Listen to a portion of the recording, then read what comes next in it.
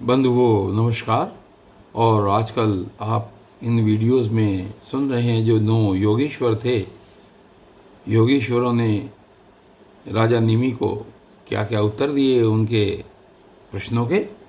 और आज की इस अध्याय में आप सुनते हैं कि जो भक्तिहीन पुरुष हैं, जो पुरुष भक्तिहीन हैं, उनकी गति कैसी होती है और जो भगवान की पूजा करने का विधान है, पूजा करने की विधि है, वो क्या है। तो चलिए आगे चलते हैं आज इस वीडियो में। राजा निमि ने पूछा, योगीश्वरों, आप लोग तो श्रेष्ठ आत्मज्ञानी और भगवान के परम भक्त हैं। कृपा करके यह बतलाइए कि जिनकी कामनाएं शांत नहीं हुई हैं, लौकिक पारलौकिक भोगों की लालसा मिटी नहीं है और मन एवं इंद्रियां भी वश में नहीं हैं, तथा जो प्राय भगवान का भजन भी नहीं करते, ऐसे लोगों की क्या गति होती है। अब 8वें योगेश्वर चमस जी ने कहा। अब 8वें योगेश्वर कहते हैं, चमस जी, राजन, विराट पुरुष के मुख से सत्व प्रधान ब्राह्मण, भुजाओं से सत्व रज प्रधान क्षत्रिय, जांघों से रज तम प्रधान वैश्य और चरणों से तमह प्रधान शूद्र की उत्पत्ति हुई है।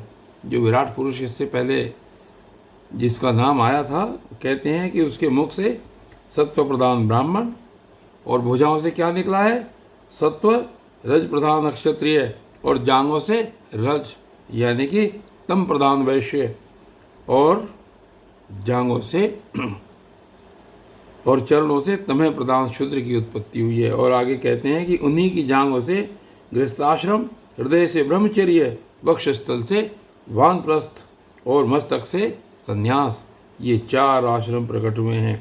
इन चारों वर्ण और आश्रमों के जन्मदाता स्वयं भगवान ही हैं। वही इनके स्वामी, नियंता और आत्मा भी हैं। इसलिए इन वर्ण और आश्रम में रहने वाला भी जो मनुष्य भगवान का भजन नहीं करता बल्कि उल्टा उनका अनादर करता है, वह अपने स्थान, वर्ण, आश्रम और मनुष्य योनि से भी च्युत हो जाता है, उसका अधः पतन हो जाता है। बहुत सी स्त्रियां और शूद्र आदि भगवान की कथा और उनके नाम कीर्तन आदि से कुछ दूर पड़ गए हैं। वे आप जैसे भगवत भक्तों की दया के पात्र हैं। आप लोग उन्हें कथा कीर्तन की सुविधा देकर उनका उद्धार करें।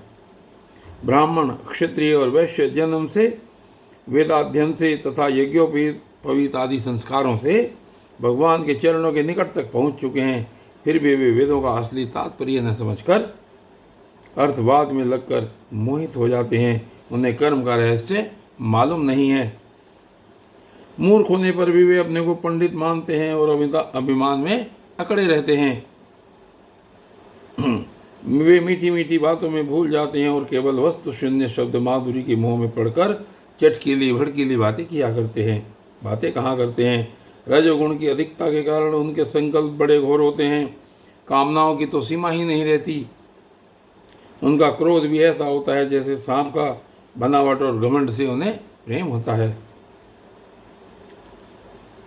वे पापी लोग भगवान के प्यारे भक्तों की हंसी उड़ाया करते हैं। वे मूर्ख बड़े बूढ़ों की नहीं, स्त्रियों की उपासना करते हैं। यही नहीं, वे परस्पर इकट्ठे होकर उस घर गृहस्थी के संबंध में ही बड़े बड़े मनसूबे मानते हैं, जहाँ का सबसे बड़ा सुख स्त्री से सहवास में ही सीमित है।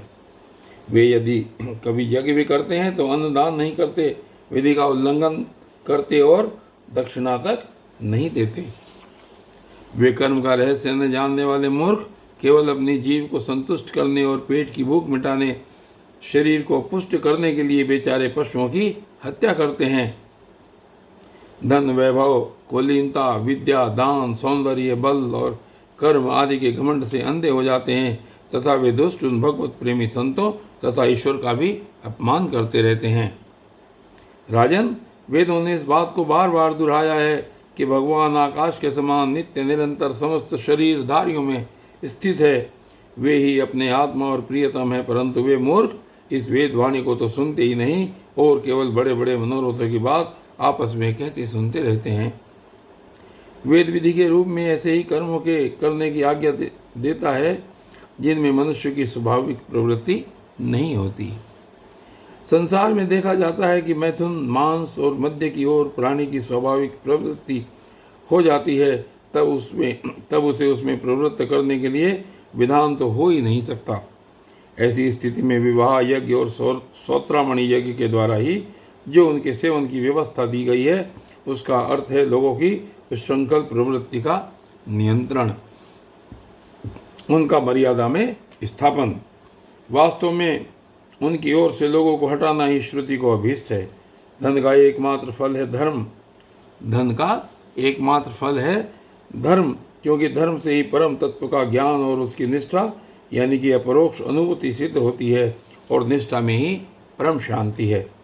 परंतु यह कितने खेद की बात है कि लोग उस धन का उपयोग घर गृहस्थी के स्वार्थों में या काम भोग में ही करते हैं और यह नहीं देखते कि हमारा यह शरीर मृत्यु का शिकार है और वह मृत्यु किसी प्रकार भी टाली नहीं जा सकती।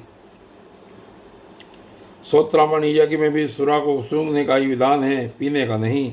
यज्ञ में पशु का आलबन यानी कि स्पर्श मात्र ही विहित है, हिंसा नहीं। इसी प्रकार अपनी धर्मपत्नी के साथ मैथुन की आज्ञा भी विषय भोग के लिए नहीं, धार्मिक परंपरा की रक्षा के निमित्त संतान उत्पन्न करने के लिए ही दी गई है।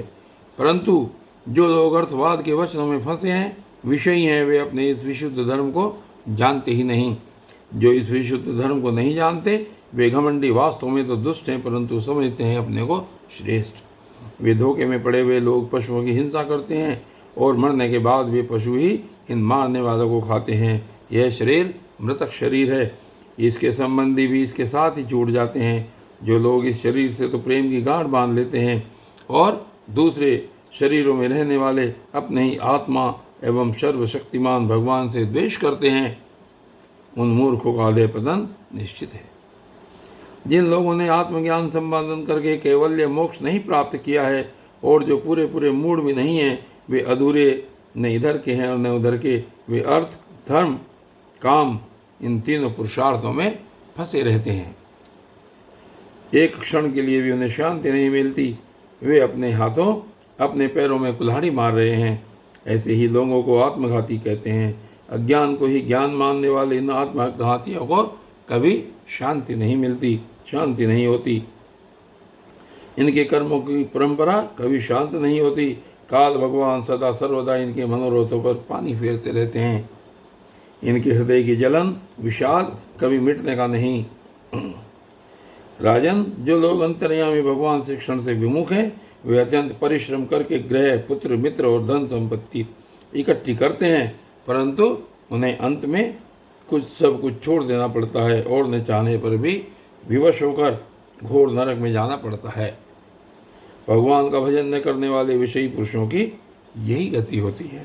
राजा निमि ने पूछा, योगीश्वरों, आप लोग कृपा करके यह बतलाइए कि भगवान किस समय किस रंग का कौन सा आकार स्वीकार करते हैं और मनुष्य की नाम और विधियों से उनकी उपासना करते हैं। अब नवे जो योगीश्वर थे करभाजन जी, उन्होंने कहा कि राजन, 4 युग हैं, सत्य, त्रेता, द्वापर और कली। इन युगों में भगवान के अनेकों रंग, नाम और आकृतियाँ होती हैं तथा विभिन्न विधियों से उनकी पूजा की जाती है। सत्य युग में भगवान के श्री विग्रह का रंग होता है श्वेत, उनके 4 भुजाएं और सिर पर जटा होती है। वे वलकल का ही वस्त्र पहनते हैं, काले मृग का चर्म, यज्ञोपवीत, रुद्राक्ष की माला, दंड और कमंडलू धारण करते हैं। सत्ययुग के मनुष्य बड़े शांत, परस्पर वैर रहित, सबके हितैषी और समदर्शी होते हैं। वे लोग इंद्रियों और मन को वश में रखकर ध्यान रूप तपस्या के द्वारा सबके प्रकाशक परमात्मा की आराधना करते हैं। वे लोग हंस, सुपर्ण, वैकुंठ, धर्म, योगेश्वर, अमल, ईश्वर, पुरुष, अव्यक्त और परमात्मा आदि नामों के द्वारा भगवान के गुण, लीला आदि का गान करते हैं। राजन, त्रेता युग में भगवान के श्री विग्रह का रंग होता है लाल, 4 भुजाएं होती हैं और कटी भाग में वे 3 मेखला धारण करते हैं। उनके केश सुनहले होते हैं और वे वेद प्रतिपादित यज्ञ के रूप में रहकर श्रुक, श्रुवा आदि यज्ञ पात्रों को धारण किया करते हैं। उस युग के मनुष्य अपने धर्म में बड़ी निष्ठा रखने वाले और वेदों के अध्ययन अध्यापन में बड़े प्रवीण होते हैं। वे लोग ऋग्वेद, यजुर्वेद और सामवेद रूप वेद त्रय के द्वारा सर्वदेव स्वरूप देवादिदेव भगवान श्री हरि की आराधना करते रहते हैं। त्रेता युग में अधिकांश लोग विष्णु, यज्ञ, प्रश्निगर्भ, सर्वदेव, उरुक्रम, वृषाकपि, जयंत और उर्गाय आदि नामों से उनके गुण और लीला आदि का कीर्तन करते रहते हैं। राजन, द्वापर युग में भगवान के श्री विग्रह का रंग होता है सांवला। वे पीताम्बर तथा शंख चक्र गदा आदि अपने आयुध धारण करते हैं। वक्ष स्थल पर श्रीवत्स का चिन्ह, भृगुलता, कौस्तुभ मणि आदि लक्षणों से वे पहचाने जाते हैं। राजन, जिस समय जिज्ञासु मनुष्य महाराजों के चिन्ह, छत्र, चमर आदि से युक्त परम पुरुष भगवान की वैदिक और तांत्रिक विधि से आराधना करते हैं, वे लोग जिस समय जिज्ञासु पुरुष इस प्रकार वैदिक और तांत्रिक विधि से आराधना करते हैं, वे लोग इस प्रकार भगवान की स्तुति करते हैं। कैसे भगवान की स्तुति करते हैं कि हे ज्ञान स्वरूप भगवान वासुदेव एवं क्रिया शक्ति रूप संकर्षण, हम आपको बार बार नमस्कार करते हैं। भगवान प्रद्युम्न और अनिरुद्ध के रूप में हम आपको नमस्कार करते हैं। ऋषि नारायण, महात्मा नर, विश्वेश्वर, विश्वरूप और सर्वभूतात्मा भगवान को हम नमस्कार करते हैं। राजन, द्वापर युग में इस प्रकार लोग जगदीश्वर भगवान की स्तुति करते हैं। अब कलयुग में अनेक तंत्रों के विधि विधान से भगवान की जैसी पूजा की जाती है, उसका वर्णन सुनो। और बंधुओं, जो कलयुग का वर्णन है वो आप आगे की वीडियो में सुनेंगे। तब तक के लिए धन्यवाद।